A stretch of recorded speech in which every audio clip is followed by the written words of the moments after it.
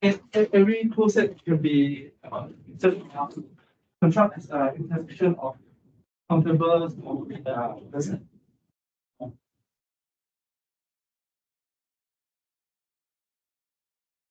所以我这个就是 regardless of 那个 distance 的那些，我是直接讲肯定可以的。它连的 definition 我都没有用到，我就知道。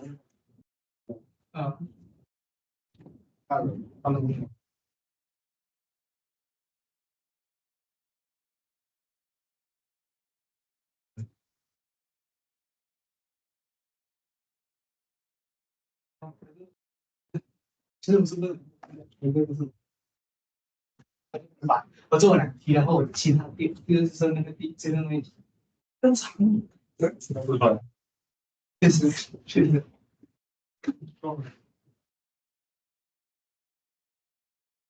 这4门确实是比较长，这个确实缺了。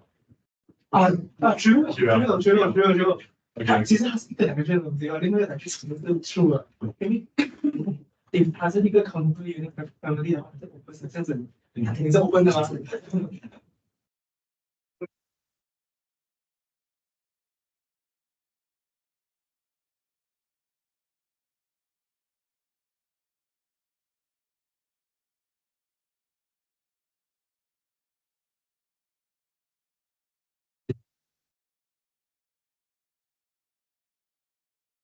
哦，I 是一个 interval of x， 可是它是 subset u。对，所有这种函数，是问题就是你要怎样去设计的吧？对，你要讲你要 disjoin 要同的话，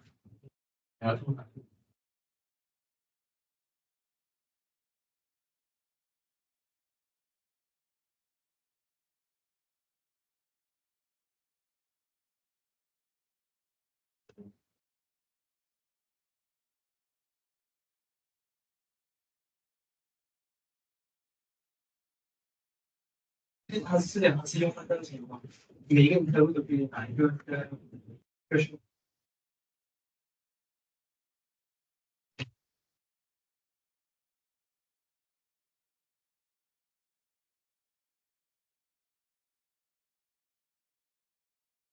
写吗？知道。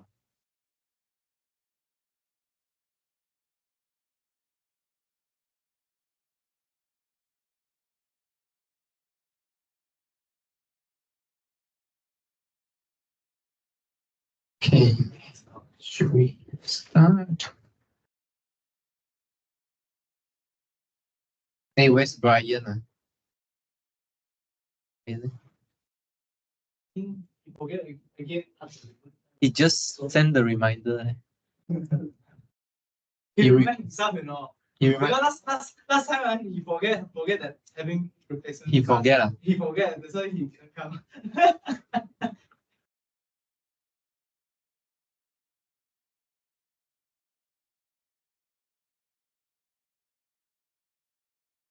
Okay, let's resume talking about this first. I don't want to waste time. Hello.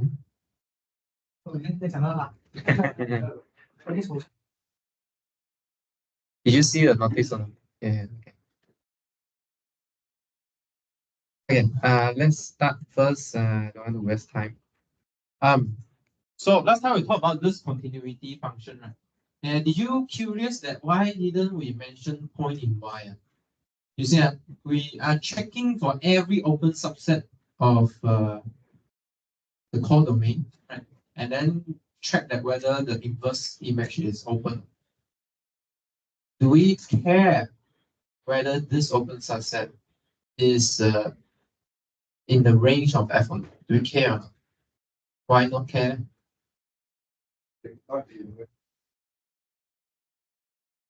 Yeah, if not in range, pre-image is empty, then empty set is still open. But if that open set is not living totally in the range, it might intersect with the range, right? But the claim here is the inverse of that contribute intersection still one. still open. Okay. Quite strong, huh? Strong. Okay, it's really strong. Okay, it's really strong. So in this case here, this continuity here is talking about continuous on the whole x, every point in x. So can we define the continuity at a point at x? Can we do that definition? Can we do that? Because when we introduce continuity in the, for example, MA1, how like calculus, how do we talk about continuous? We talk about continuity at a point. So can we give an open criteria for continuity at a point or not? Can you think of one definition here? Can you think of an open criteria for continuity at a point? What does it mean by continuous at a point in the sense of open set? Any idea? For every x in x, what happened?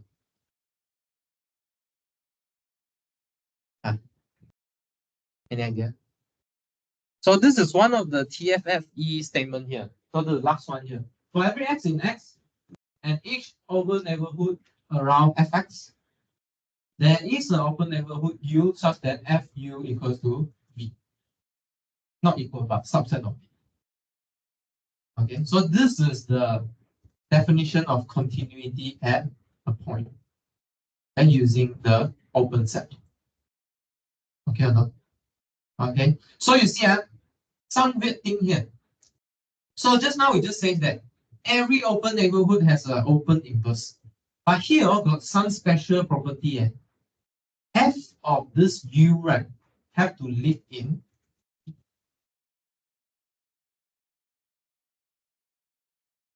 not. Okay or not? Okay. Previously we just check whether the set is open or not. But here we check what? We check whether a set is a subset of the other set. Not just finding this open U. This open U will satisfy Fu in V. Okay or not?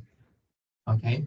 So I'm not sure whether you have looked through the proof or not, but the proof is not too hard. So if you look at the proof from 1 to 4, so where's the proof here? So the proof is going from 1 to 4.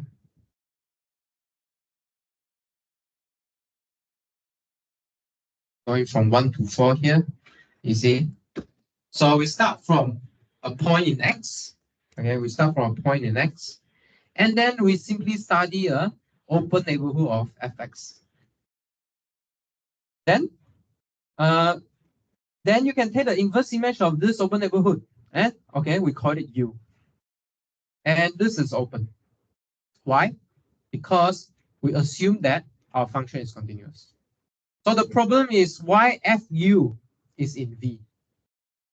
So this really just follow from the set theory.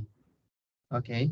So if you know that U equals to F inverse V, F of U is equals to F of F inverse of V.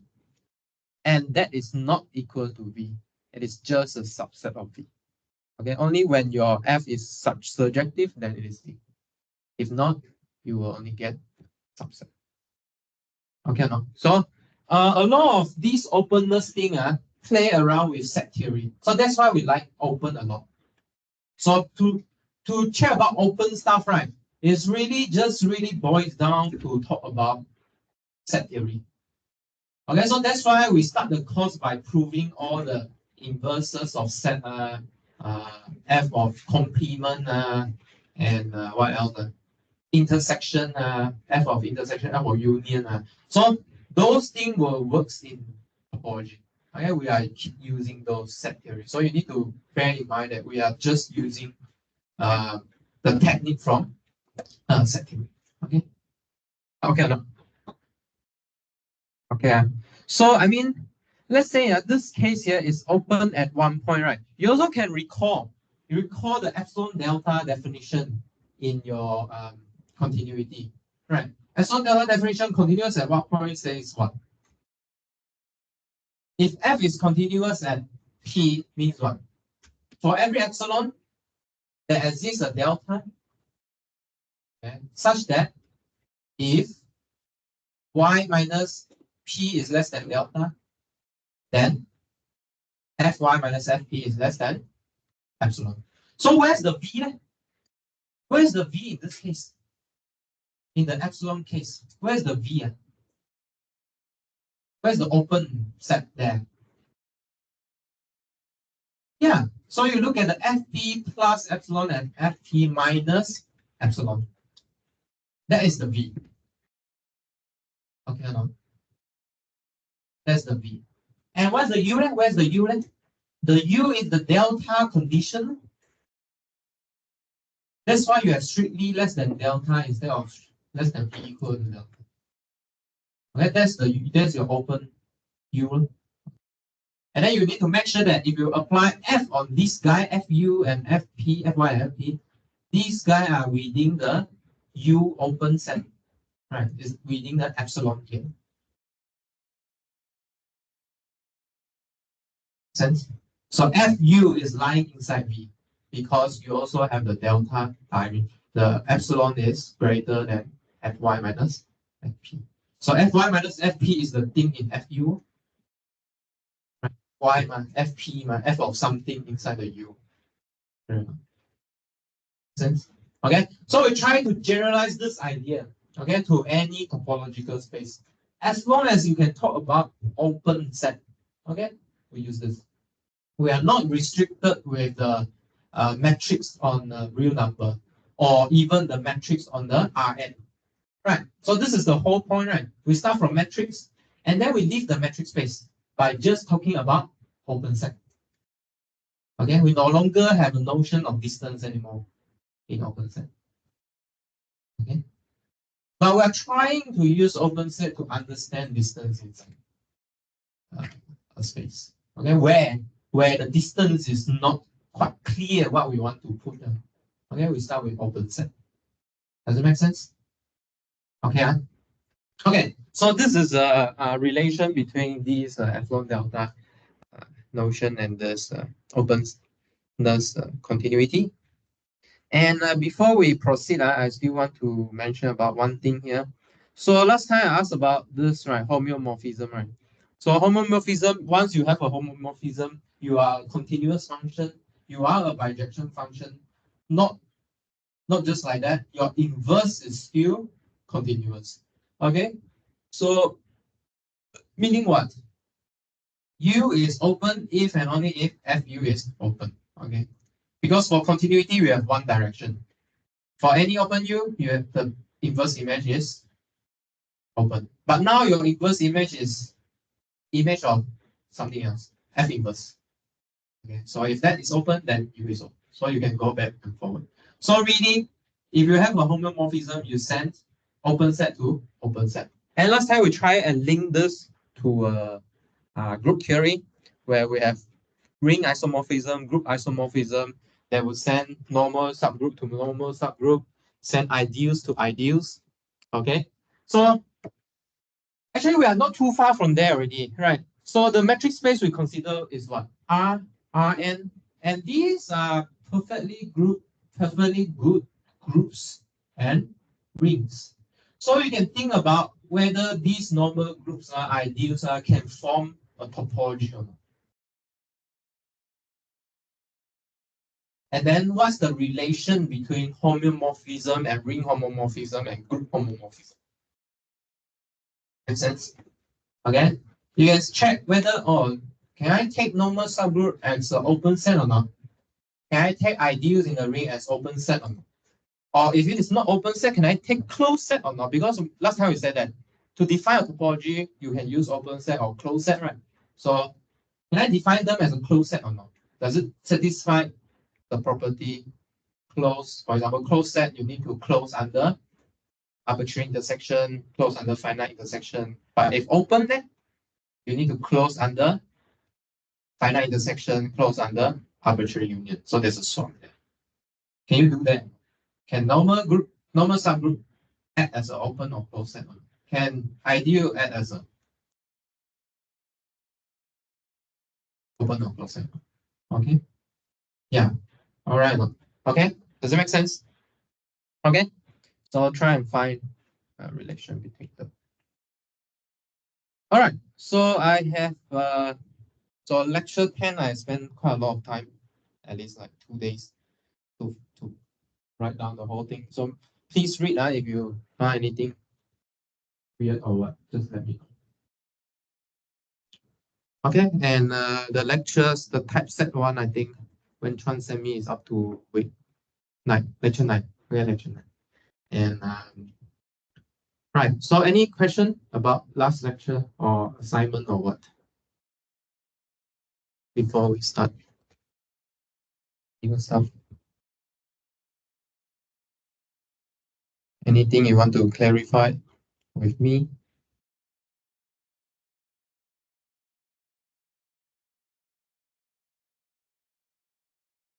Okay, so let's start today's material. Let's start from today's materials. All right, so we will continue talking about continuous function a little bit, and then product topology, and then we won't delve too much into quotient topology, right? So we will introduce a little bit, but to learn more about quotient topology, you have to go to algebraic topology. Okay, here we don't have enough tool to do it, and then it's not quite clear also at this point. And then we will go to connectedness. Okay.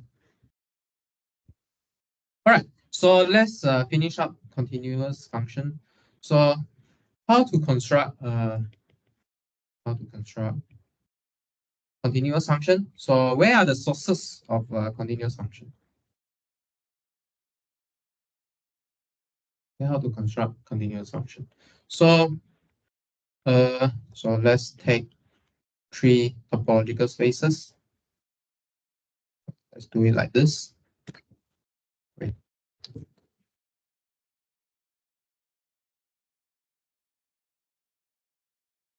Okay, so 3 topological spaces.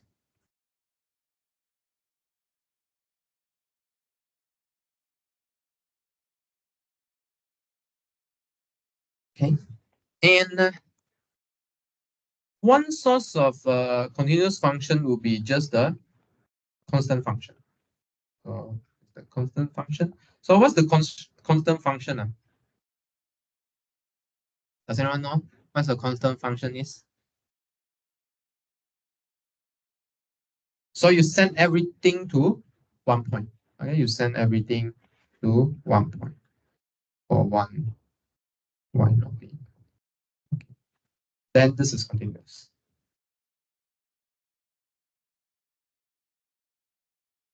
And what else? You can just include your space. So if A is a subspace, so meaning this subspace is we come with a subspace topology. I remember this is not a vector subspace. This is a subspace of topology. So it's a subset plus the topology is a subspace topology. Okay. So if it is a subspace of X, only then we have 2 topology on 2 spaces. Then we can talk about continuity, right? Because to talk about continuity, we need to know what are open in the 2 spaces. Okay, so we can just include it. You know what's inclusion? So you are sending A to A. It is valid, right? Because A is a subset of X, then A is a point in X in particular. So how do you think about this subset inclusion here? So I mean, topology is a course that very, how to say, very, I wouldn't use the word geometric because in mathematics, geometric means something like angle, triangle, circle, those kind of things. But I would say that this analysis course is very, how to say, deal with a lot of figure, and deal with a lot of figures. Okay, so you should be able to turn all these words into figures. Okay, so for example, inclusion is something like this. So you can include a subspace into your X. So here is A, here is X, for example. And how about constant? So you should send everything to a point like that. Okay, no? Yeah, you should be able to think of this word as a picture. Okay, similarly to every proof. Okay, although maybe when you write down the proof, right, at first you have no idea. I just play around with definition. But once you write everything down, go back and see what is trying to convey by this proof. Okay, try and imagine what's the set doing. Okay, no? Okay, I would say that this is the beauty of maths. So at the at the middle of calculation, you don't know what's going on. Okay, you just follow logics. Okay, one by one, and then you reach the goal. Don't stop here. Go back and read again. What's the whole thing trying to say? And then you will get a better picture of this the statement that you want to prove. Does it make sense? Okay. Please do this exercise. Okay. And next, composite function. Okay. So this is really reminiscing of your analysis. So what does this say? If f and g are continuous, then the composite function is continuous.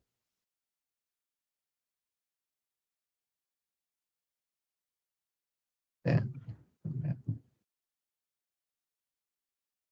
gf is continuous. Okay, so you need to make sure you are composing the right domain and codomain. Okay. What else? You can do inclusion. You can also do restriction. Okay, you can also do restriction. So what's the before that? What's the picture of this composite function here? So you have x, y, z. You can go from x to y using f. You can go from y to z using g, but you can just go from x to z using gf. Okay. Pass by f. Pass by y. D. We can restrict domain. Okay, so what do we mean by restricting the domain? So let's say we have a continuous function, okay, from x to y. We really don't need to consider the whole x sometimes. Okay, maybe we just want to care about some subset of x, and you want to ask whether, let's say I only apply f to this subset here. Is this still continuous or not? Is it still continuous? The result is yes. Okay, you can think of it as if you want to take a open set in Y, you found that the inverse image of an open set is open. But why is it open in the subspace topology? Because that's how we define the subset topology. We just take open set in X, intersect with A. And then this would be the inverse image in A. So you need to check that whether if you intersect with the inverse image of open neighborhood in Y, is it the inverse image of F restrict to A? This is the only thing you need to check. Okay, no? Okay, so like what I said just now, it boils down to set theory again. Okay, boils down to set theory. Okay, so what else? So we can also restrict or expand the domain. Okay, we can restrict or expand the range. Just now we already restrict the range, right? So here we can restrict or expand the range. Okay, so what do I mean by this? So again, we start with a continuous function again. Okay, and if Z is a subspace of Y, so here is a subspace, not just a subset, so containing, so this Z here actually contains the image, so Fx. Okay, then what? then the function g from x to z, let me see. So z obtained by restricting the range of f is continuous. Okay, so meaning if you have a continuous, so let me draw here. So similarly, you need to draw. So we have a x, okay, we have a y, right? And then I have a subspace z, okay, and I have the image of fx lying inside here. Okay? So I can restrict my f to just z. Still continuous. Okay. Makes sense, right? Because at first, maybe I don't reach anything outside y. I mean, outside z. Okay, I just make my codomain smaller a bit, but still contain my image of f. Okay, still continuous. But might be obvious in this case here because I'm not reaching anything outside z. In particular, I don't reach anything outside fx. Okay? But to show that continuous, there's some non-trivial things to check. We need to check for every open set. Z. And what else? What can we do?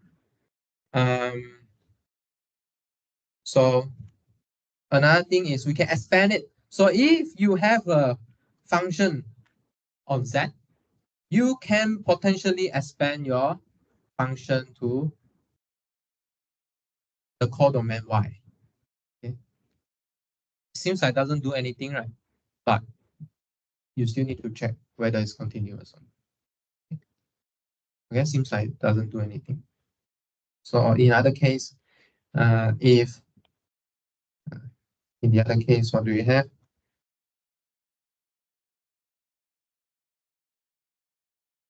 Also expand the range of f such that f is continuous. Okay, because we didn't really throw in new points here. We are just manipulating with the space we are looking at. Okay, but we still want to check whether continuity holds or not. Okay, so I need to try to be a little bit careful here. And lastly, it's called, what is called in the book, it says local formulation of continuity. So what does this mean here? I think this will be useful when we go to a compactness later. So this says that if f is continuous, okay,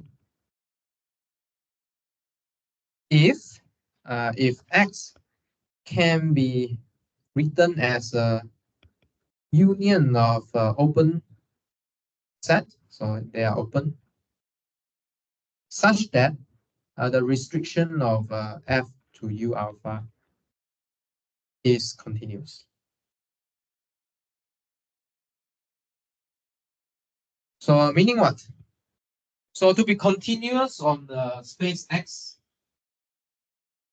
it can be traced using a local property here. Okay, what do we mean by local property here? Say we can decompose your space into union of open set. Then what? I have a bunch of subset here. In particular, I can build subspace topology here. Then I can restrict my F to this subspace. And then I ask whether this guy are continuous or not. So if this is continuous, then this will imply that the F is continuous. Yeah. Okay, so to check continuity at every point, you can reduce to checking on these open set. In particular, this is quite useful when the space is compact. If it's compact, then there will be only finitely many of them to check. We will introduce compact later, but does that make sense? Okay. So to check f is continuous, if you know how to decompose your set x, then you can check continuity. maybe this U alpha is there's some formula that governing U alpha. Then you have a good control on this restriction. Otherwise, maybe it's a hazard, but of course we introduce this because sometimes we have good control of X. Okay, in terms of union of open set. Any question? I think we won't prove this because these are just exercise. Okay, sectary and open stuff. Okay, but I will provide proof later. So in my proof, right, I try to write a little bit different from the textbook one. Okay, so that you can at least see two ways of proving the same thing. Or I will add some extra, how to say, explanation if I think that the proof in the book is not detailed enough or not too obvious, right?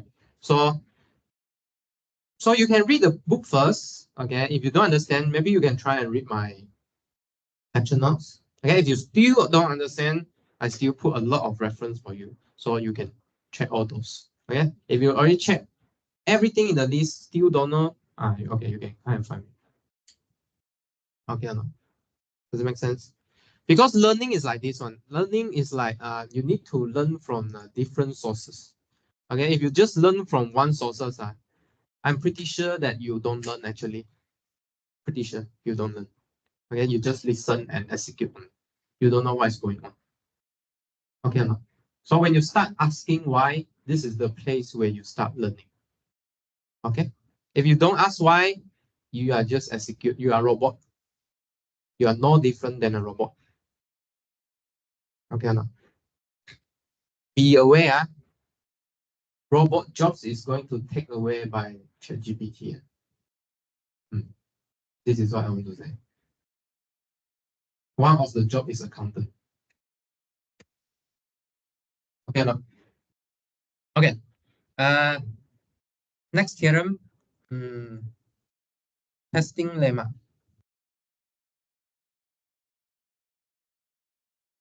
Okay, so what is this pasting lemma here? So we try to pass something together. So what we are trying to pasting, so we are pasting continuous function. Okay, so let X be a union of A and B, where A, B are close in X. Okay, and let F be a map from A to Y, and G be a map from B to Y. Okay, so meaning these two are the two continuous function mapping out from the constituent of X and the constituent of X, right? So we split. So let me draw this picture for you.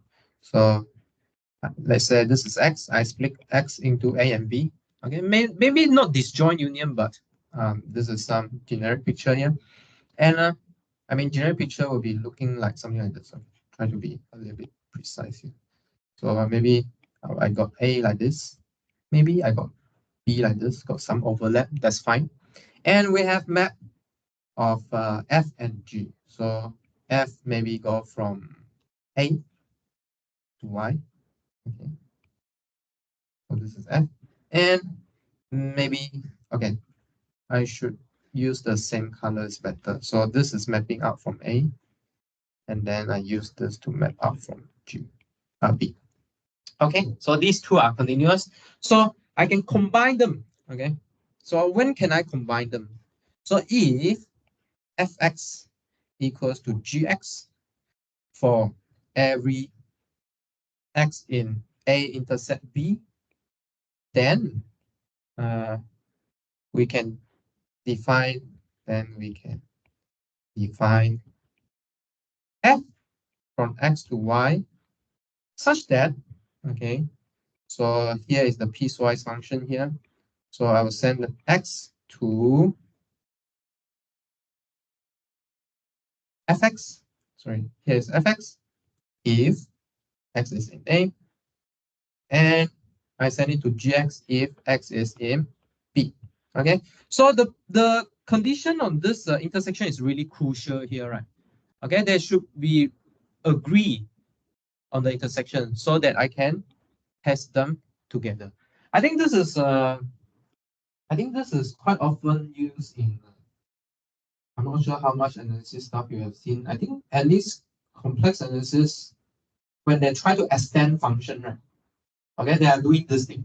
Okay, you need to make sure the intersection agree first. Okay, and then you can combine them together. Okay. So what do I mean by this? Let me see. What do I mean by this?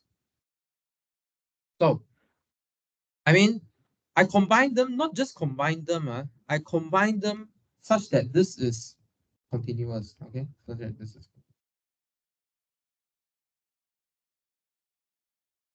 Okay, so for example, right? For example, what? For example,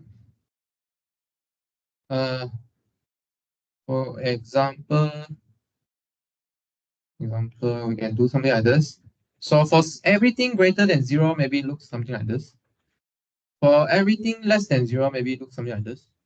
Then I can combine them. Okay, the intersection is here, 0. Okay, but they take the same point. So I can combine them to get a continuous function. Okay, but let's say we do something weird, not weird, but quite normal. Let's see. So let's see, we do something special here. Okay, and I try to move this guy a little bit out. What can you see here? And this intersection of domain here, they don't agree. If you paste them together, what happens? Not continuous. Okay, so they must agree on the overlap domain. Okay, so at the overlap domain, they are already the same. Away from them, I know that they are continuous, so everything is continuous. Okay, no? But I mean, you need to show, you need to prove. Yeah. What do you mean by disjoint? If they don't overlap, that's the problem. Okay, if they don't overlap, let me think. You mean the intersection is 0, Empty set, yes. Okay. So some of it, maybe you can join, some of it you cannot join.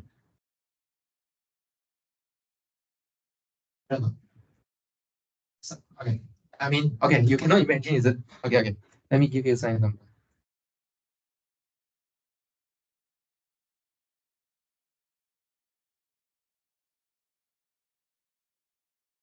Is it this kind of example you're trying to say?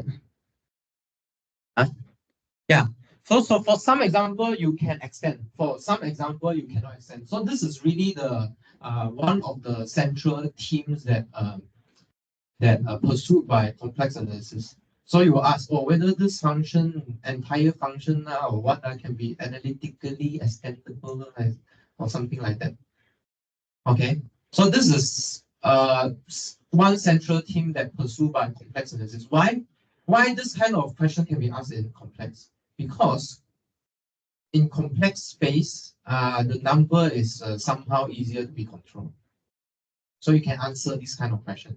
So if you change your function to maybe rational, real, or what, then criteria will be different. Okay, somehow holomorphic function is quite nice, easy to control. Why? Because you already impose some condition to those functions, like the Cauchy-Riemann equation. Kind of quite restrictive already. Okay, so a lot of nice property could be deduced there. Okay. So for example, if this one like diverge to somewhere, diverge the other way. So how are you gonna bring the divergence back? You know. But if you are just something like, if you just something like, if you are just something like, maybe like, how to say? Let me think. So maybe you are something like this, and then maybe you are like something like this, right? So maybe you can just fill in this dot here, so that they join. I mean, if they limit to the same point, the only thing you need to do is fill in the limit. Actually, this is the second thing we teach in MA called the removable singularity. This is where we introduce the idea of limit point. Whether the singularity can be reduced. Okay, so yeah, so sometimes you can join to a continuous function, sometimes you can. Okay, if you can, is the limit left and right limit or what? In general terms, then you have to go from different direction. But if for R case, you just left and right. Okay, if Rn case, then you need to approach from different way direction. Okay, it's really depending. Okay.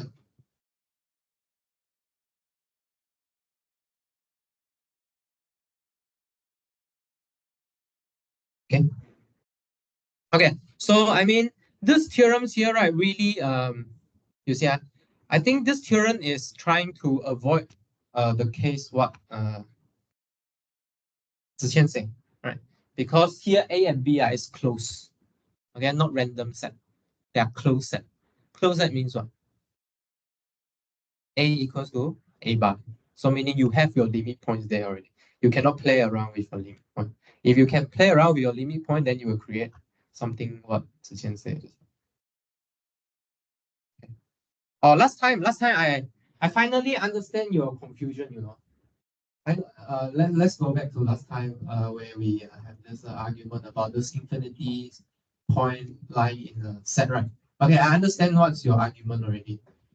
You said that if I just say that a open ball contain infinitely many points. Okay, it doesn't say that the other ball that has empty intersection with this ball cannot contain infinitely many points, right? But the point is, what's the assumption? Xn converge to X. So meaning what? Meaning what?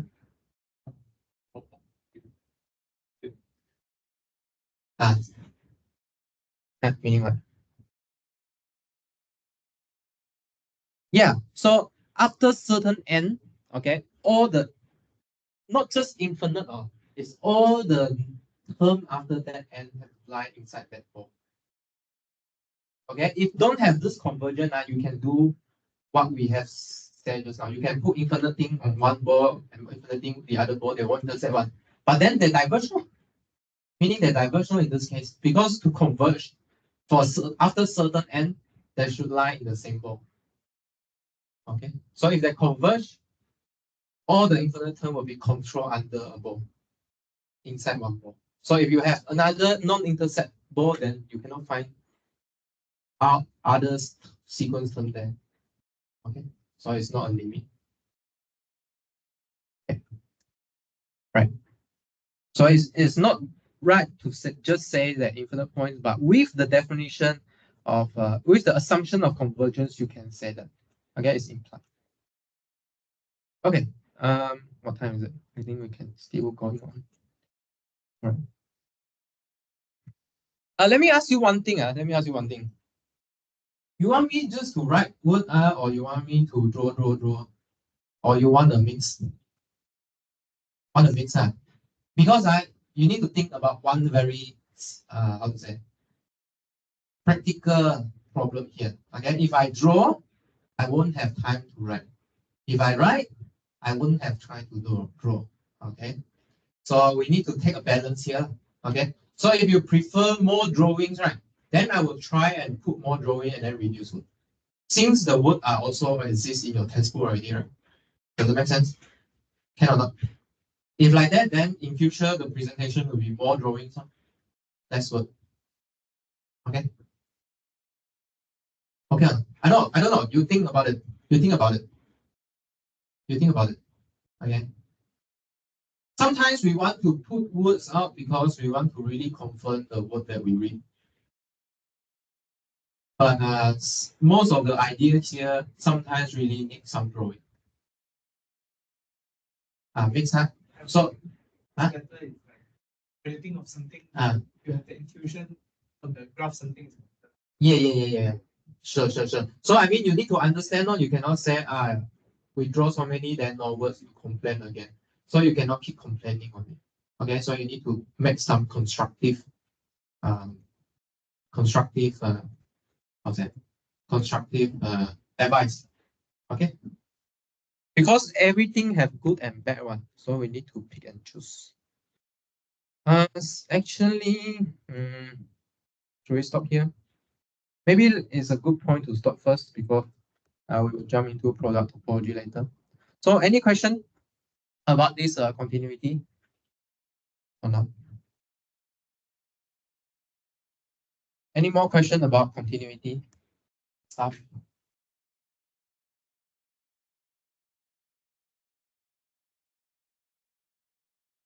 And this one principle I wrote my lecture notes, is it? Okay. So in my lecture notes, right? Whatever important thing that we discuss in class, I'll try to clarify inside my notes. Okay. So that's why my notes sometimes will contain something extra than the lecture notes. I mean, the textbook. Okay.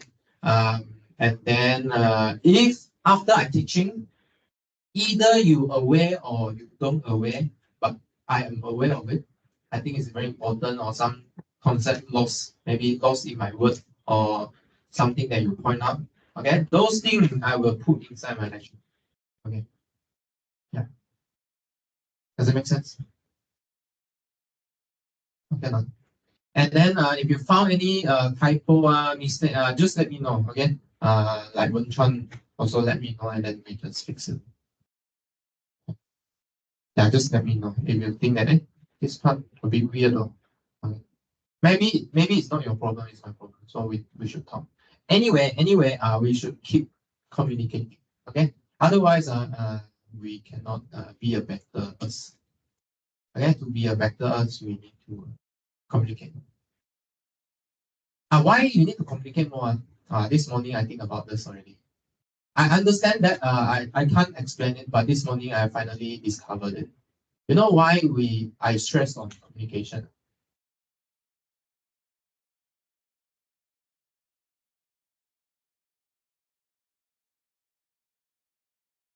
You will finally reach a rim that you don't understand.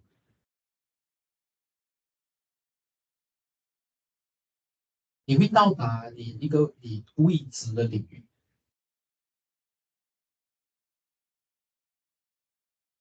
我都讲你未知了，你还想得出来？But this 未知的领域 maybe 知 by somebody else. You get what I mean? So you need to talk to that person. So that's why communication is very important. But this thing is not stressed by Asian teaching. Because they try to like dominate. 我不管我讲什么，你听什么就对了。They don't really care. Okay. So I mean, we need to try and find some balance between these two. Okay. But the end goal is to be a better us. Okay, I don't care how is it, but need to be a better us. Like last time, what I said, right? I don't want to lead to self-destroyer. I just want to be better. That's all. Nothing else. Okay. Yeah. Does that make sense? Okay. Yeah. Okay, so let's take a break until 157.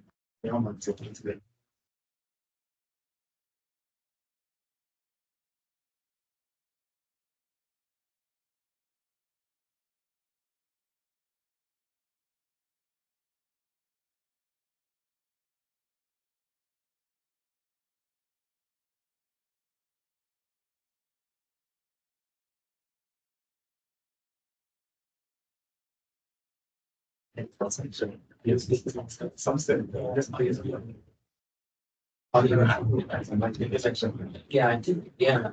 It's a pretty good line.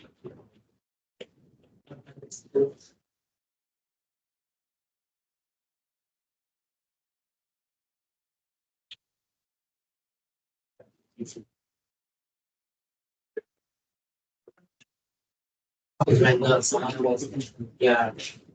I guess it's going to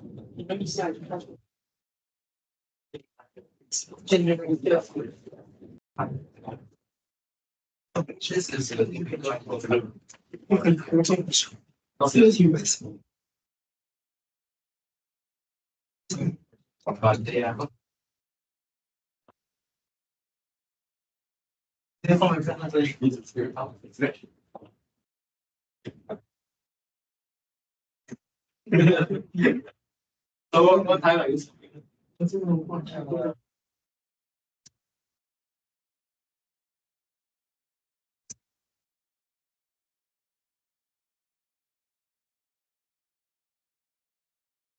And station 经济是往这边来，对吧？对。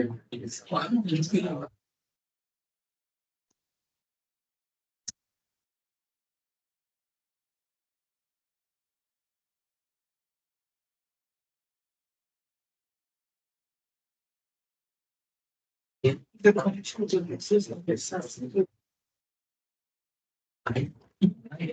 是吧？because yes, the chapter but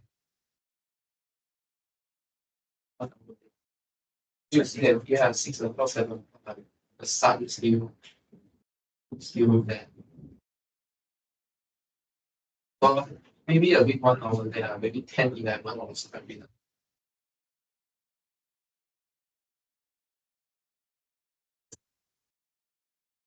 I'll stay at 1. Then what time you wake up? 快了，快了，right? Used to it. 12 and 1 and then 8 that. Actually, there's another research saying that if you fix The time is no matter what time you sleep, you sleep enough time. yeah, The cycle is still there. It's okay, right? because somehow maybe your body will Adapt the time. because people say, oh, 11 o'clock, the liver must detoxify. Yeah, it's the time you sleep enough and then sleep. That one is for a normal person. If you are normal, then you need to be studied. Different definition.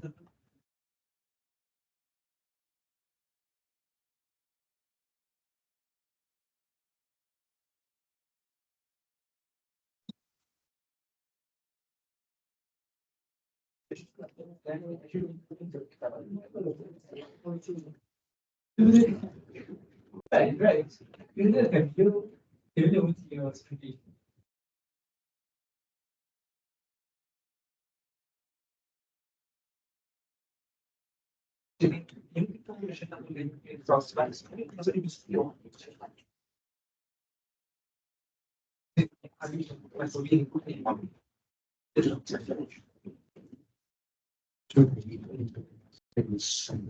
你是人家就有这个保有吧？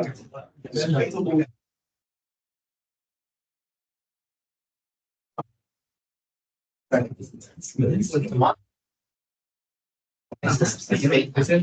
常 space 的话，可以密度很多 space 的，但是如果看到 property 是用 space 的，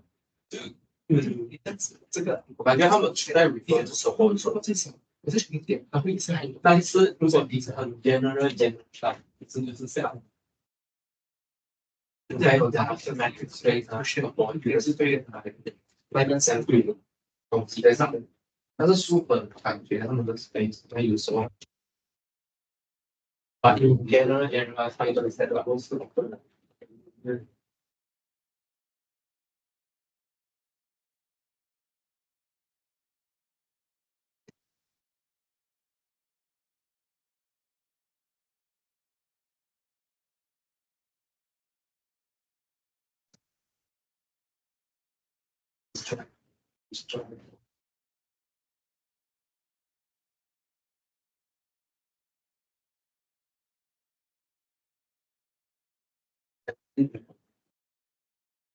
这个群。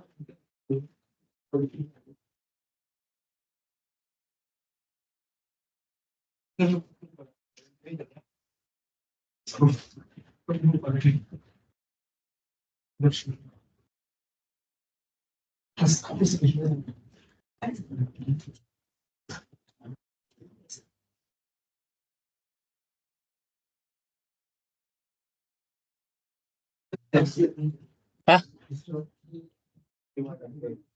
另外是比如说，set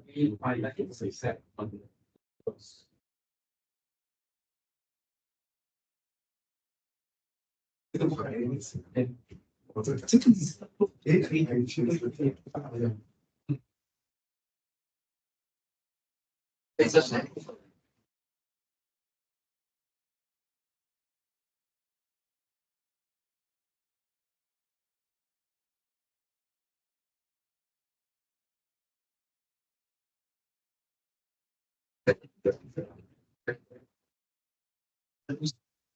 正常来想象，你看，因为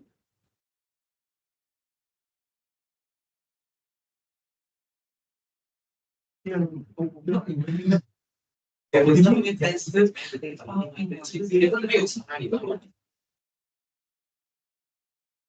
就说我要有些东西，我没有办法理解。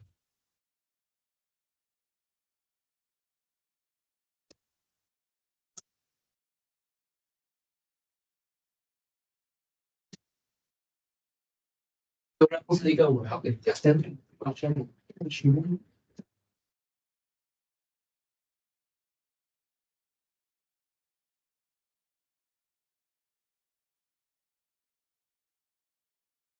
Okay, let's start already. Okay, so we will talk about product topology now. Okay, so what's the product topology? So product, okay, what kind of product we have learned? Cartesian product, right? We have defined a Cartesian product of two set. Okay, and then I ask you to define for n set. Okay, but here we will consider arbitrary set, arbitrary number of set. Might be infinite. Okay, so how are we gonna define this infinite guys? Remember how we define Cartesian product of n set? How do we define it? We define the element first, right? Okay, because when we want to talk about set, we need to talk about who is in that set. Okay, in particular, we define the n tuples. Okay, we define tuples. But how about infinite tuples? How to deal with infinite tuples? What if my index set here is not 1, 2, 3? It's something real number, maybe uncountable. How to define an index? I mean, how to define a tuples? How to define tuples? Okay, think of it. What does this tuple have to do? This tuple, what does the tuples do in this n set here? If I give you a tuples, what it means? I have chosen element from each set. So you need to somehow, if you want to define the tuples on infinite Cartesian product, you need to, sorry? Yeah, actually kind of involving axiom of choice here. You need to pick one element from each set. Okay, so we will do this now. Okay, we will do this. So define J to be an index set. Okay, so let's given a set X. We will first define what it means by J tuples. Okay, J tuples of elements of X to be just a function. Okay, just a function. X. Should I bold this? Let's bold this. X2 from J to X. Okay, so meaning every element in the index set, I give you one element in X. Okay, and this will form a J tuple. J tuple is the whole function. No? Okay, it's the whole function because remember, if you want to get the tuples of n tuples, you need n elements. For tuples of infinitely many things, you need to get infinitely many elements. So we phrase this using function. Right? So this is simply a function. Okay, and then I think we skip all the notation first. So then now we consider this specific case here. So let A infinity, sorry, A alpha, where alpha is indexed by J, be an index set of family, family of sets, sorry. Set. Index set of family. Index set of family, I think also works. So index family of set. And let X, in this case here, we just champo everything. Okay, we mix them up. Okay, we champo them. Then what? Then we will define the Cartesian, the infinite Cartesian, the Cartesian of this index family. Index family to be what? So this is denoted by the prop of A in J, A alpha. Okay. So what are things here? So I want to define a set, right? I need to define using membership. So what are the things here? So these are the set of all J tuples. Okay, J tuples of elements of X. Okay. Such that, okay, so let's call this X alpha here. Such that what? Such that when I apply X alpha to, sorry, X bar, so such that this X bar applies to alpha is something living inside A alpha, okay, for all alpha. So does this recall your epsilon of choice or not? You are picking something, okay, inside the set here. So in other words, it is the set of all functions, all function X coming from J to union of A alpha, such that X bar on alpha is picking up something from A alpha. Okay, for every alpha. So this is really the choice function here. Okay, but the choice function here last time, what do we have? Here we have a collection of non-empty set. But now, because non-collection of non-empty set is just A alpha, so these A alpha are associated to a alpha. So that's why we just look at the collection of alpha. Okay, yeah. So it's equivalent to axiom of choice. So product topology. So now we define Cartesian product. So I mean, really, you can show equivalence for two tuples, n tuples. Does this work or not? So meaning you need to set all the set maybe behind finite number to be empty. Then you can show that this is equivalent to what you get from the normal Cartesian product. Okay, you can show equivalence definition there. Does it make sense? Okay, yeah. So I mean, yeah. So I mean this kind of thing is maybe what abstract algebra likes on.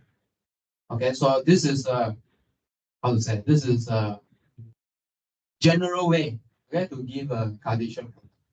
And then in abstract algebra, we like to talk about universal property. So what is special about this Cartesian product? Oh, Cartesian product can be written as a function. Okay, so this is why things will get really abstract. Does it make sense? Okay. This is the first abstraction that you see here. Okay. Okay. Yeah. So this is a product, and so I mean, product topology, right? So we want to put topology here. So how to put topology here? Any idea or not? Do you have any idea? I mean, let's say we start with index set of index family of a topological space. Okay, I know that each of them have topology. So can I build topology on product space or not? Any idea? Without looking at anything. Any idea or not? First idea. I know what are open separately. So now I want to talk about open at once. So how do I declare something open here? Sorry? Addition of product of open set. This is the first thing, right? First thing you should think about it. Okay, I just take any combination of uh,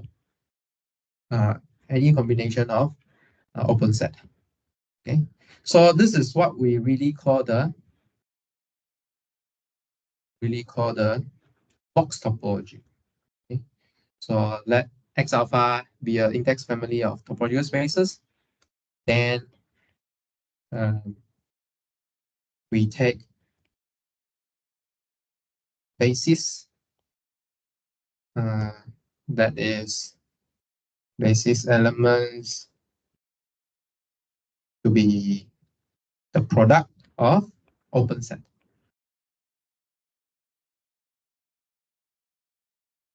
These guys are open in X alpha. Okay, I shouldn't write this. So to be a product of open set such that U alpha is open. Okay, in X alpha or O alpha. Okay. Then this topology.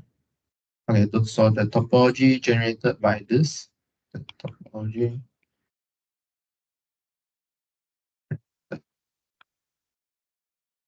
This is called the box topology for the Cartesian product of S alpha. Okay, so this is what we call the box topology. So I mean, since we said that this is topology, right? So you need to check. Okay, you need to check whether this really form a basis or not. To check basis, what's the property? Two property, right?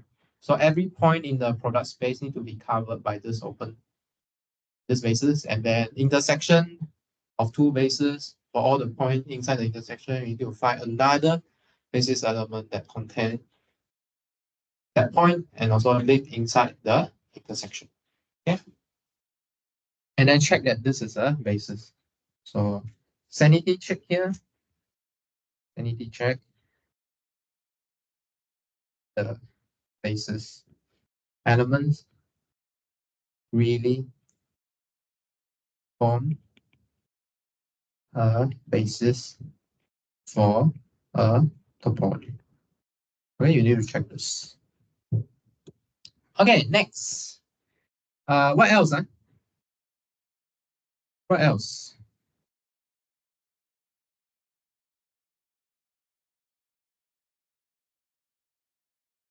Okay, we can do other stuff. Okay, so what are the other stuff we can do here? So we can define a projection map, projection function.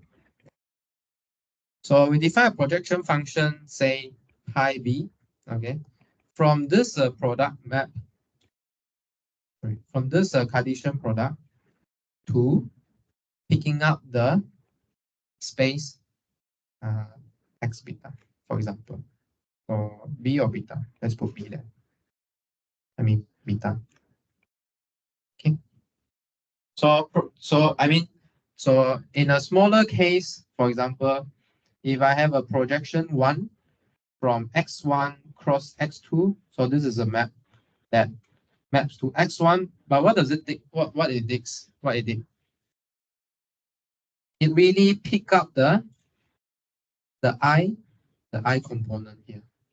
Okay, so in this case here, I would write, let's say, these elements looks like little x alpha such that alpha is in J, then you only read out the x beta term. Does it make sense? No. Okay, you should really think about this normal projection here. So if you have xy, if I want to project the first one, I just take the first coordinate. Second one, take the second coordinate. Okay, and what can I do here? Projection function, continuous or not? Is continuous. Okay, you can check that, show that. So lemma show that projection function is continuous.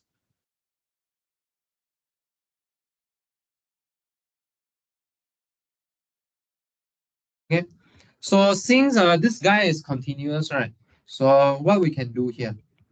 So we can consider this collection here. So let's x beta. So this guy here denote the collection of what kind of collection we want to consider here. So if I take every open set in my x beta, I can consider the pre-mesh, okay, which is still open because projection function is continuous. Okay.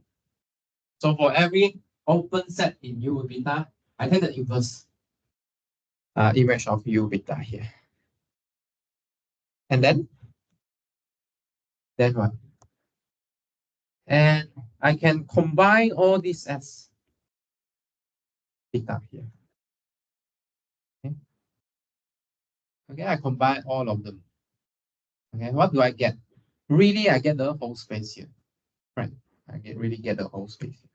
So whole space is alpha in J such that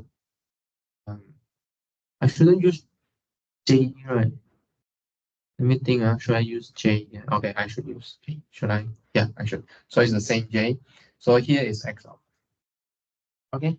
So this topology, cannot finish. So this is just a collection of set, right? So what am I going to do here? I put an S here, right? So this is suggesting that I want to build my topology using this set as a subbasis. Remember what's the difference between basis and subbasis again? What's the difference of topology generated by basis and subbasis? If you build a space topology using subspaces, meaning you want to consider also the finite intersection. Okay, if it's basis, you are just taking union, right? But subspaces, you need to consider all the finite intersections. Remember the example I gave you last time? You seriously need to remember this example, okay? You seriously need to remember this example here. Very seriously. So where is it?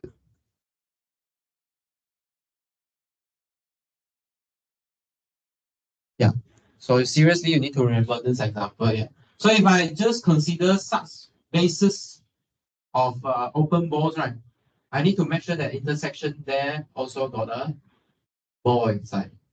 But if I consider a sub-basis, the intersection is automatically another open set already. Okay, you don't need to worry about whether the intersection inside the intersection still have ball or not. Because I already declared that guy is an open guy as well. Okay, although maybe it looks not really a ball, right? Most of the time, like a fish, maybe. Okay. Does it make sense? So really, you need to understand this slide here, okay, to differentiate bases and subspaces. Okay, no. In subspaces, we also consider finite intersection as open. Okay. Make sense? Okay, please think about it. If you don't understand, make sure you ask. Okay. Right. So let's come back here. So this topology generated by subspaces is called the product topology. Okay, so it's a different topology in some sense. Okay, just now it's a box. Here is a product topology. So in this case here, in this topology here, this is only what we call the product space. Okay, so typically when we talk about product space, we want product topology instead of box topology. Okay, later if we have chance, we will go through one example how box topology is under advantage than this product topology. Okay, okay, be aware. So I mean, let's back up a bit. Think about this inverse image of an open set. How does it look like? So this inverse image should live in a Cartesian product, right? So how does it look like?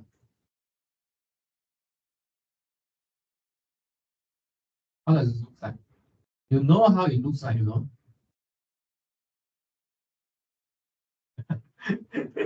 Think of the map. What does the map do? You have a Cartesian product, right? You are doing like, you are picking up one coordinates. You are like doing identity function on one coordinates, but like killing the others. So what's the pre-image of U alpha, U beta then?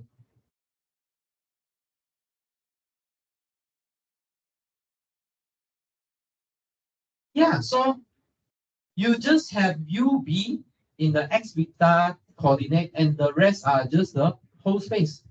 Fair enough, because all those points will get sent to U beta anywhere because you are just killing them.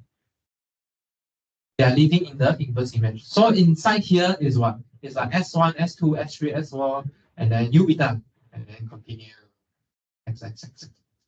Okay, so this is a little bit different from what we have just now, right? Just now what we have, where all sort of U alpha, U beta also have this guy. This guy is also in there. But we also have U alpha, U beta, U1, U2, U3, everything mixed up together in box topology. Having said that, in X beta, we are considering all sort of intersection as well. Okay, potentially we can also build what we have box topology, but we can build more potentially. We have intersection of them.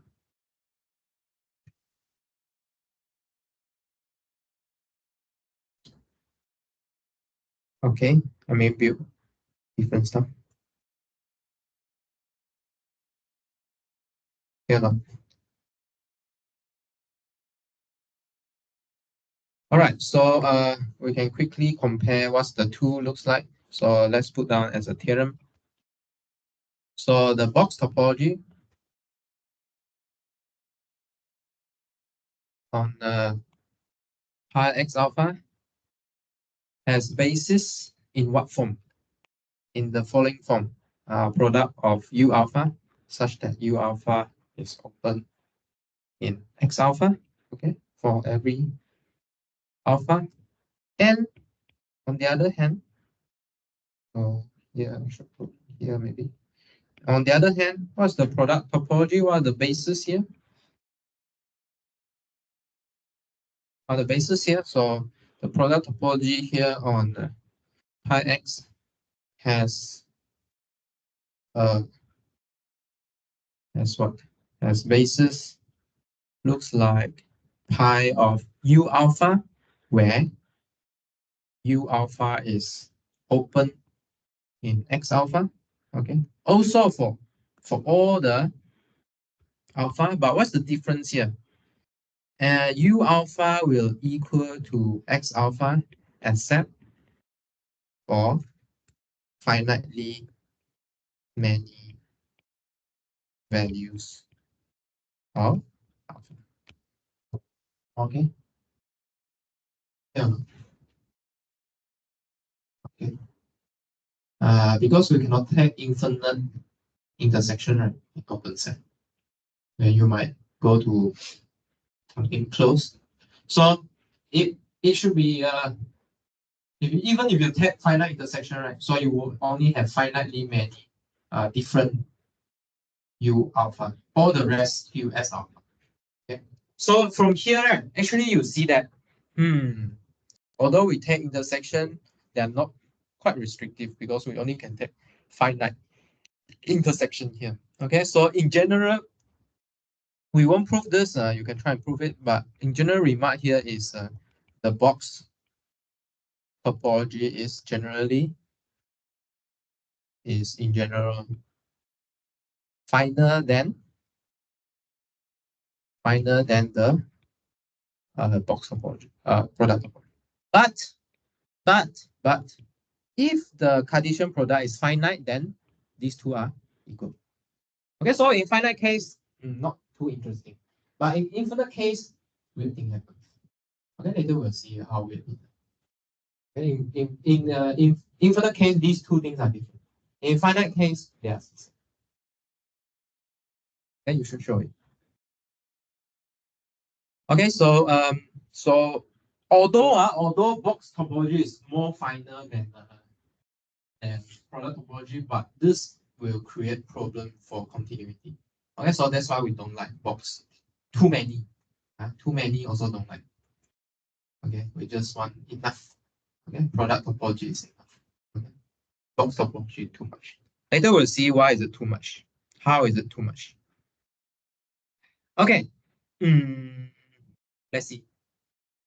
Should we go through? Maybe I just say through lah. Just say through. I don't want to write again. It's in your book, right?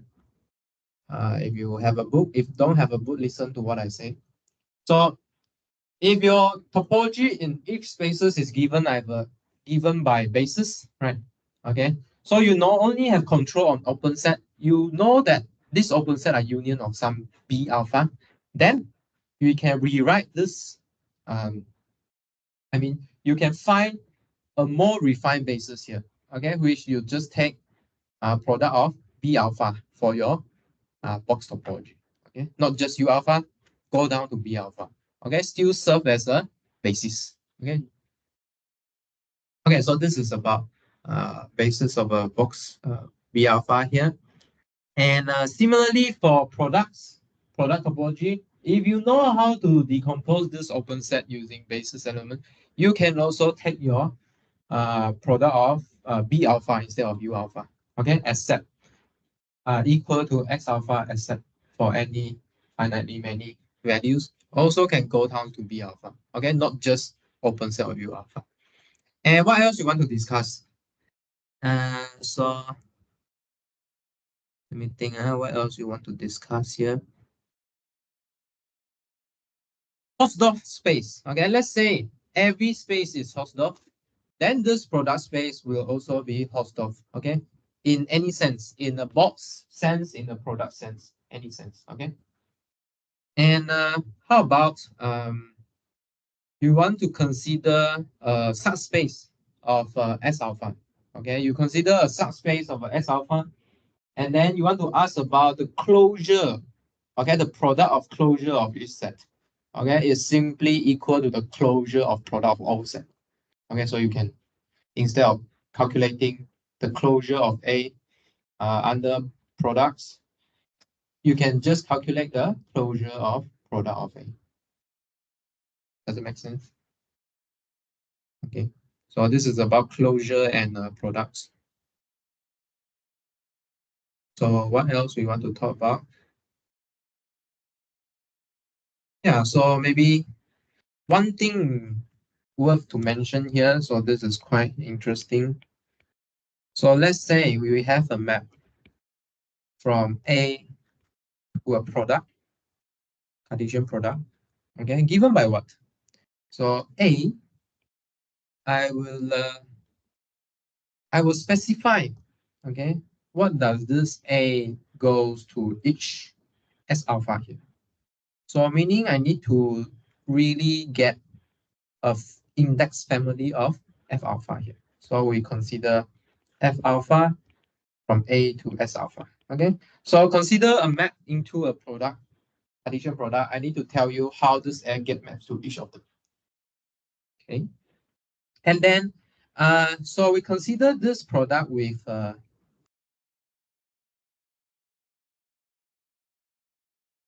product topology. Okay, and we give a criteria when this F is continuous. Then the function F is continuous, if continuous, if and only if each function F alpha is continuous. Okay, so I mean, if you stay in a judging course, right, they like to draw something like this. So you have a map like this. They call it a diagram of map. Then, then you will have a map from X to everything. So I'll try to do this. So I should create another guy. So maybe make some space for that guy.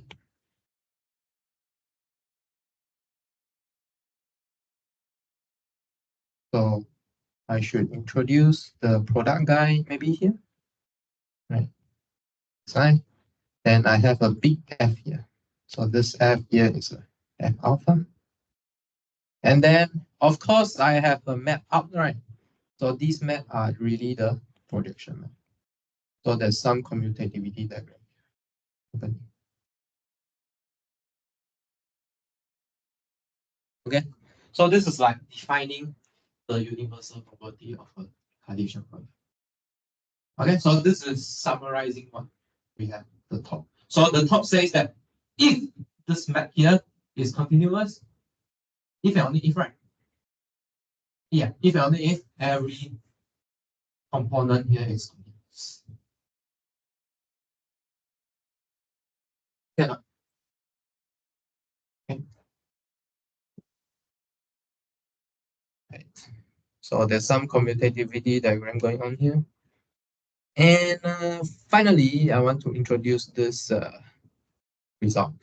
Okay, we won't prove this because this proof is just simply manipulating definition. Okay, finally, before we jump to quotient topology, we mentioned this proof here. This proof is really interesting. Okay, fairly interesting. So, what are we doing here? So, let define R omega to be the product of R. How many times? How many times? Sorry. Did we define omega? We define equal to C, is it? Equal to C? Yeah, okay. Do it omega times. Sure. Let's do it omega times. Or the C times, countable time. I mean, no. No, it's different. It's different. Denumerable, yes, denumerable. Yes. Let's do it D times. Okay. And very simple one, this example. You just simply consider a map from R to this R omega, which is sending T to T. So identity function on each component. Okay. So just now we say that if every component is continuous, then this whole thing is continuous, right? So in this case here, it is, right? Because we consider R to be a normal topology, not a weird one. Okay, so it's continuous here. Okay, good that everything is continuous.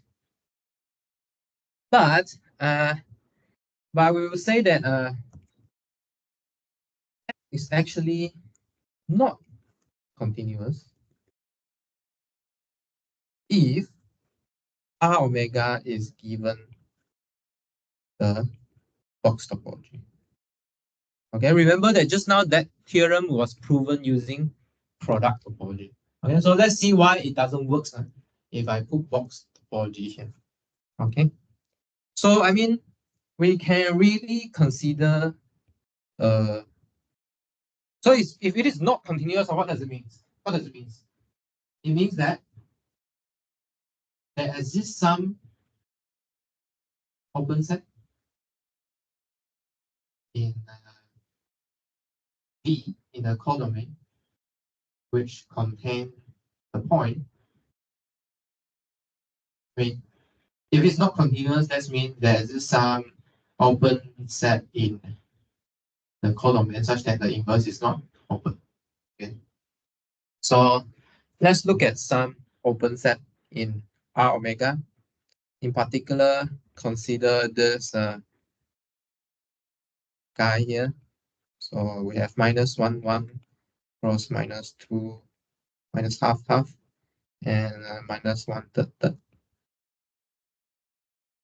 Okay, so the claim is F inverse of this guy is not open.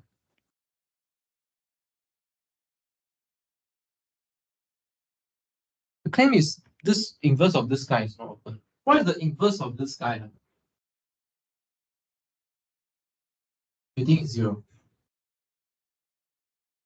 You achieve 0 on it. 0 is in the inverse, right? Okay, so you need to show that whether it's equal to 0. Okay, but let's suppose that for contradiction that X inverse B will open. If it's open in R means what? You know the open set in R, right? It means what? It will contain a open interval. Okay, so it will contain open interval, let's say minus delta to delta. The point is 0. Okay. I mean, it's fairly easy to see that F0 is inside, is mapped into the spaces. Okay. Maybe it's some open interval contains 0. But this means what? So minus delta, comma delta is in F inverse beta. So I can apply F on both sides to see that F of minus delta and delta is actually in P. Okay.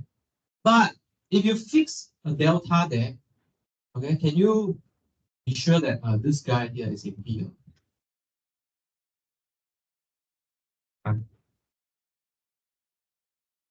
So meaning what?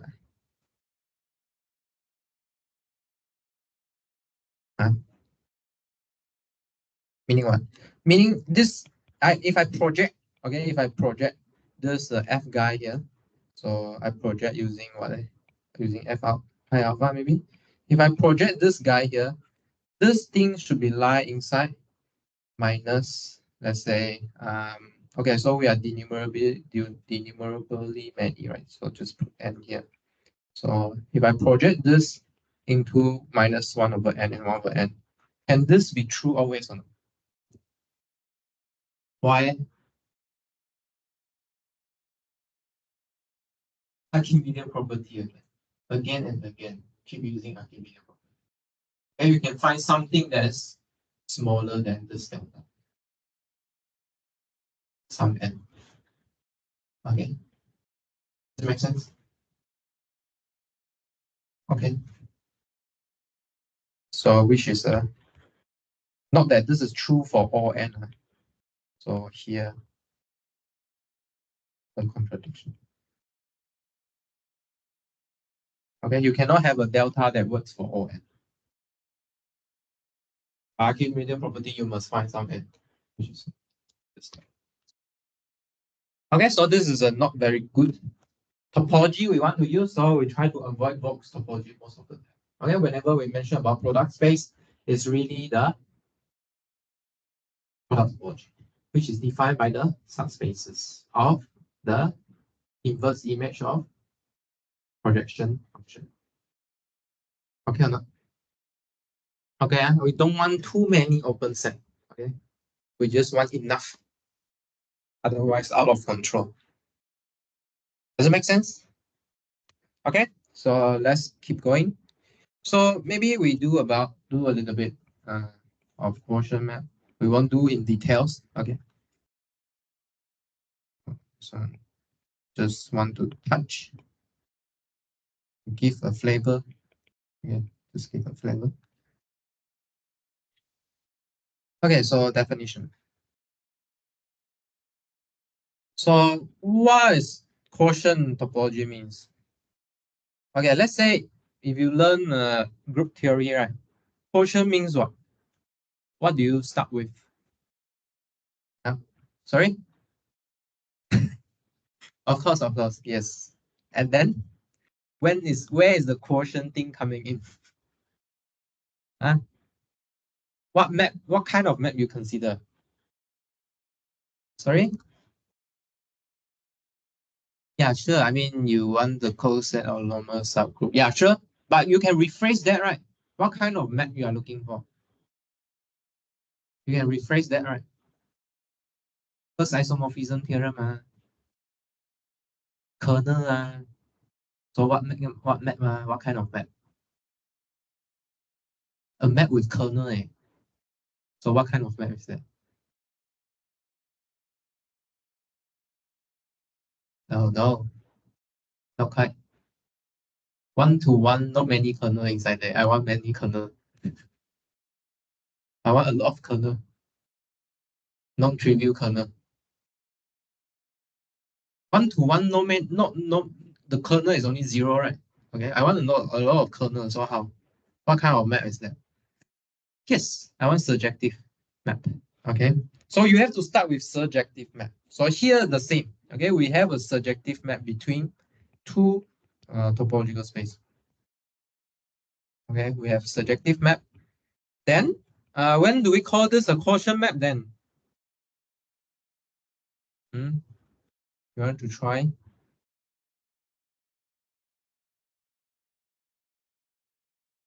Okay, so when do we say that this map is quotient map? We say that this map is a quotient map provided a subset U of Y is open in Y if and only if P inverse of U is open in X. So, I mean, is this familiar or not? U is open if and only if P inverse of U is X is open. Is it familiar or not? Familiar or not? Familiar or not? Not familiar, man. Don't you think it's a bit similar to homeomorphic? One set is open if and only if image of one set is open. But this one is an image of inverse map. I mean inverse image in this case. And this is an if and only condition. Continuity don't have this condition, right? The continuity only go one direction. Okay. But quotient map go two direction as well. Somehow quite close to homeomorphic already. But what's the difference between homeomorphism here?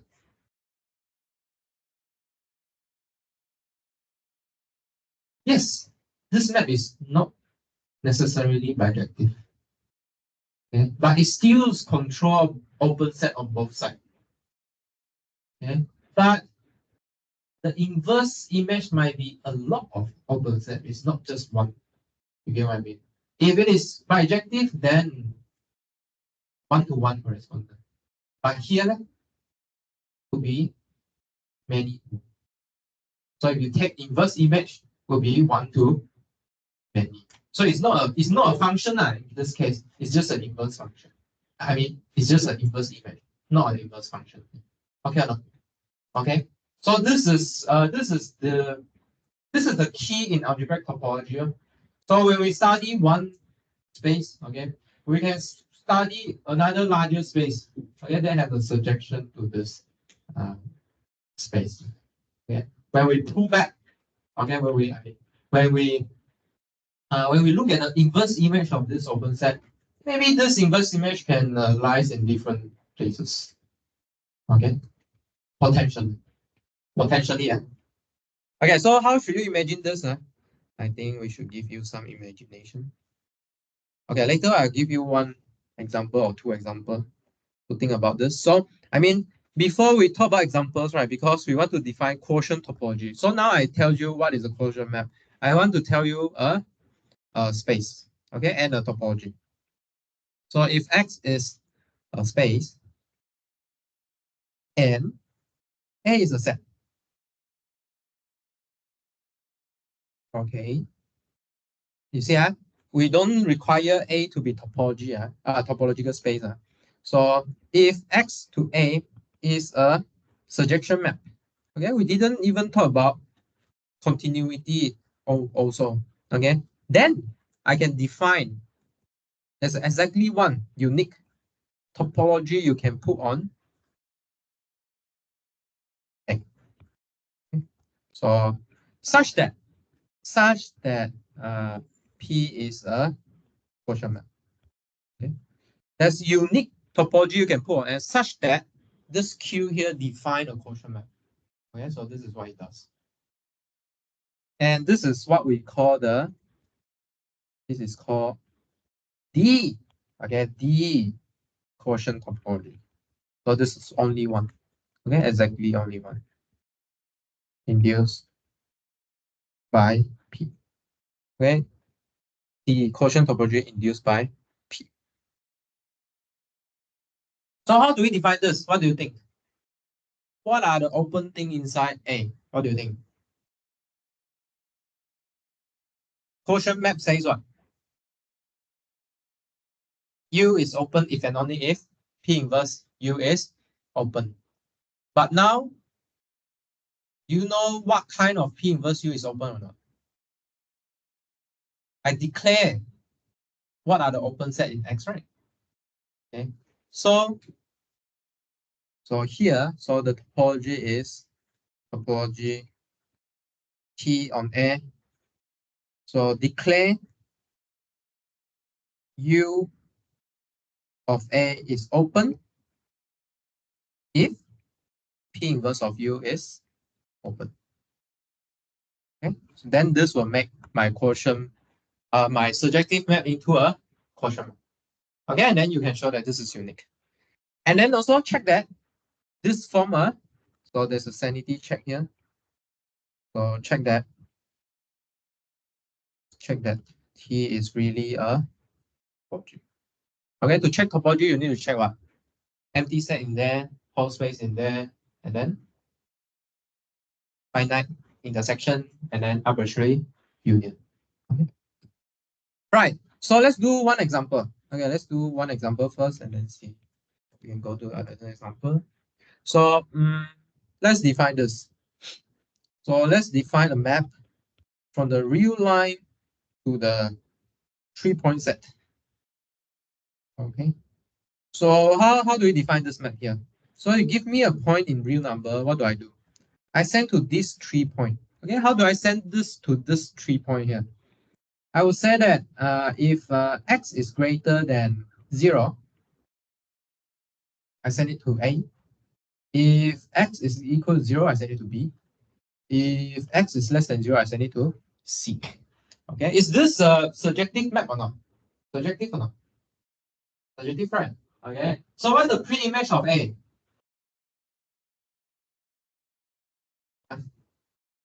Positive real number. So pre-image of A is equals to R. Maybe sometimes people say plus Pre-image of B is 0. Pre-image of C is R strictly less than 0. Yeah, no? Okay. So what we do is we get a real line and then I map it to a 3-point set. Recall that last time actually we list out all the topology in ABC, right? Okay. I mean up to permutation, right? Okay. We list out all of them. So if we just consider real line as a standard topology, okay, I mean using the this induced by the metric, okay. So the basis of open set there is just open interval, right? So what does the corresponding topology, the quotient topology I can put on ABC such that it's a quotient map?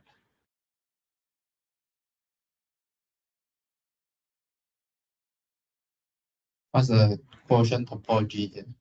So if I have a thing that's called open here, I take the inverse image, should be open there.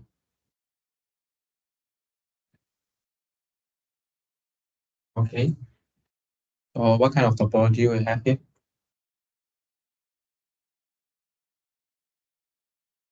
Huh? What?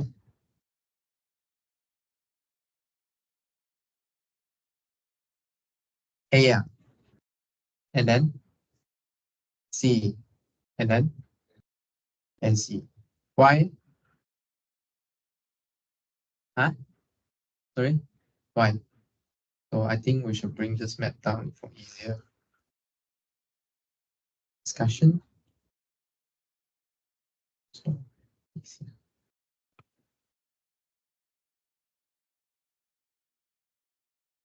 Okay. Yeah, what's the pre-image of A? Everything greater than 0. Is it open in real line or not? Everything greater than 0. Is the open interval from 0 to infinity? Right? B is 0. Pre-image is 0. It's a closed set, open. C, everything less than 0. Yeah, open interval from 0 to negative infinity is still open. If I take the union of these two, A and C, union of negative infinity to 0 and then 0 to infinity, open in the pre-image. So it's open. So it corresponds to this topology.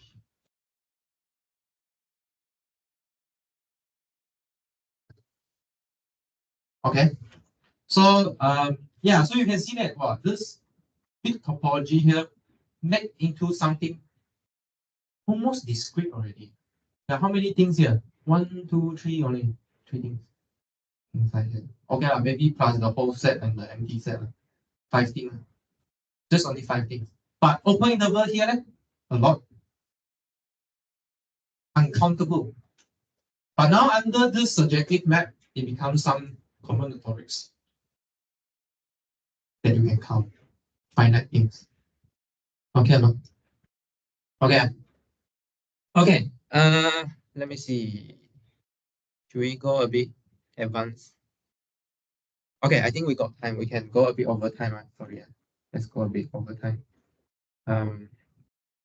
So when do we call this a quotient space? I never called quotient space yet, right?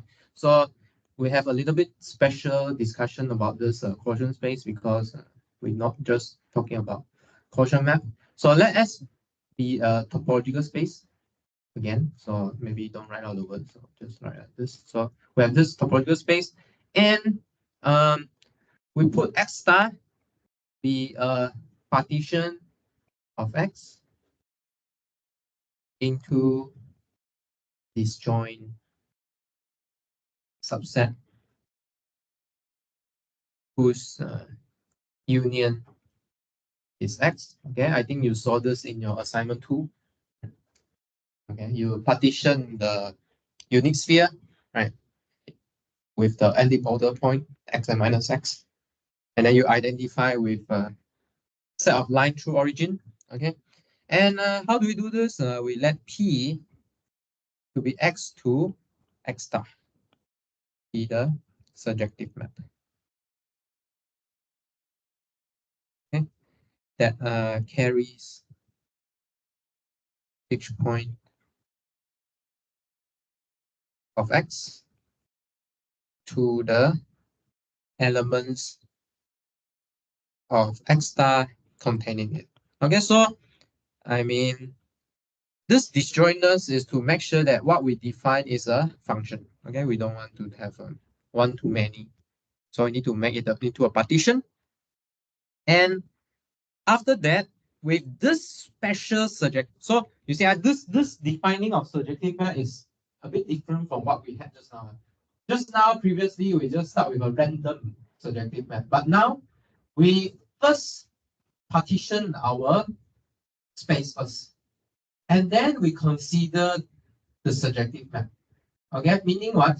I just simply send the point of X to the, if you want to think of groups, the coset, no? The coset it belongs, or generally the equivalent classes it belongs. Why? Because I give you a partition, you can define a equivalent class. Okay, so this is a very important concept. Okay, equivalent class to partition, partition to equivalent class. They are equivalent. Okay, so in this quotient topology here, okay, so in this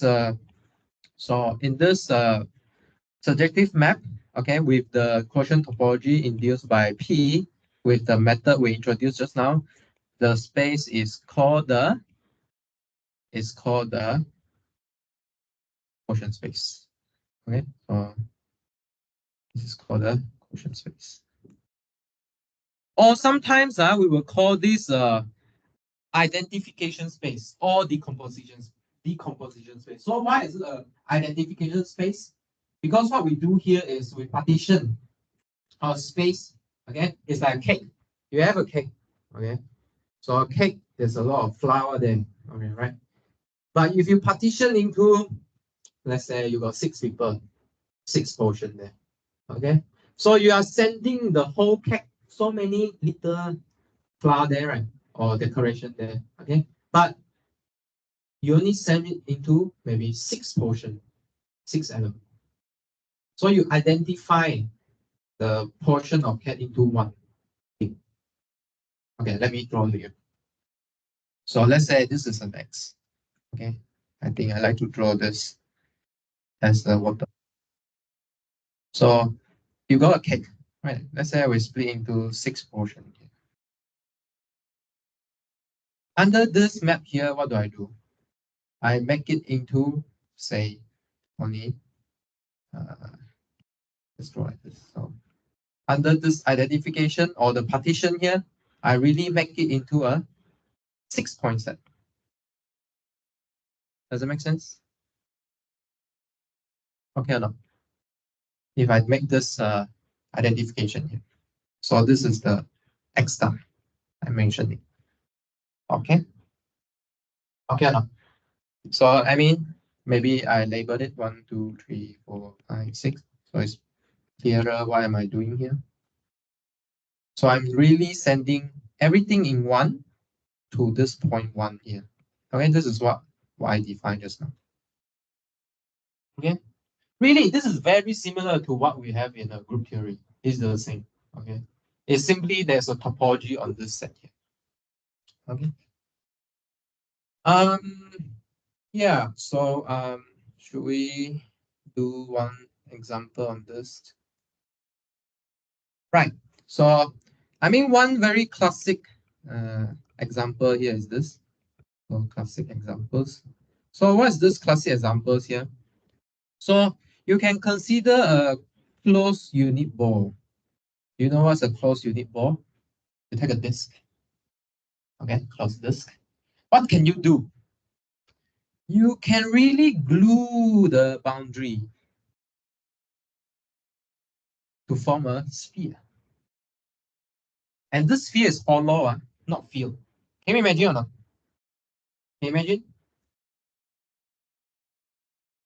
So you take this. Imagine this is round, okay? Because you study topology, right? So you can deform it. Become round, okay? So what do? You identify the boundary here. Okay, let's draw this boundary. Let's draw it as, let's say, which color is better? I think red, because red and green fight. Okay, so you take this boundary here, you glue it together. Okay, how to glue it? So you just connect every side together, become 1 point. Can you see that it bounds something in between? Can you imagine? Because it's not round, I cannot do it for you, but can you see or not? Can you imagine or not? I don't ask you to see in physical sense, but can you imagine or not? If I if I if I identify the boundary point here, become 1 point. It's like 包粽子 lah. Correct or not? 包粽子. You take all the boundary and then go to the top, and then you flip it, and then you hide it, so that you can put the rice inside middle, right? Correct or not? I mean, correct or not? I mean, you put your glutinous right here, okay? Okay, you glue it together, then you can put your rice in the middle. Does it make sense? Okay, so I mean, so what's the partition here? So the boundary here form a partition, and then the middle there form their own partition, one set point. Okay, so I identify the whole boundary point here as one.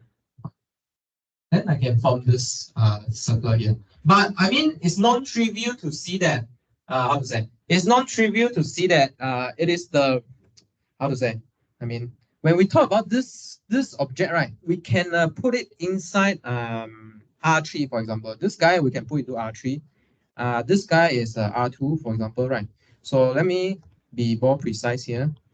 So you see, once I put down this algebraic geometry, this is geometry. What I said just now is a topology, because like what I said to you, this I mean, you can deform it.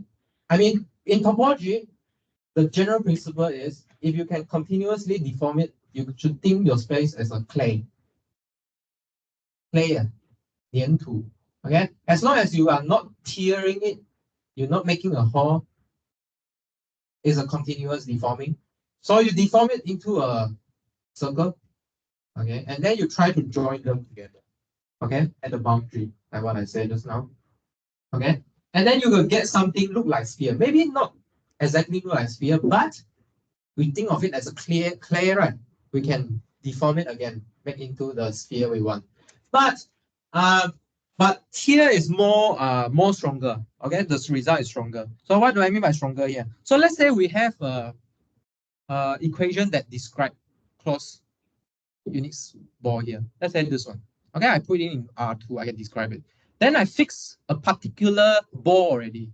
I mean, I fix a particular disk, because I can make it larger, right? I can make the radius 2R, 3R, 4, but they are all disk. Okay, so now I fix one disk, meaning I look at the geometry. Okay, I very rigid object now. Okay, not just random this. Okay, and then this sphere here is what? How do I write down a formula for this sphere? I think this is just x squared plus y squared plus z squared equals to what? Okay, what you can, sorry. Okay. Are you guys? What time? I will finish. Okay, thank you. So right. So what's stronger here? I mean, you can show that you can show what? You can show that the x star we form here is actually homeomorphic to this guy. Okay, it's not just random identification. It is homeomorphism. Okay, you can try and find a continuous map. Okay, find a continuous map from the close ball. Okay, under the identification to that space. Find a homeomorphism. Okay, find this homeomorphism. Try and find it so that you can convince yourself. Find this homeomorphism. Okay or not? Okay. Such that you identify this space here. So this space here is x squared plus y squared equals to 1. Okay, and also this x squared plus y squared is less than 1. Okay, so you need to find a map into this unit sphere. Okay, so there's a homeomorphism.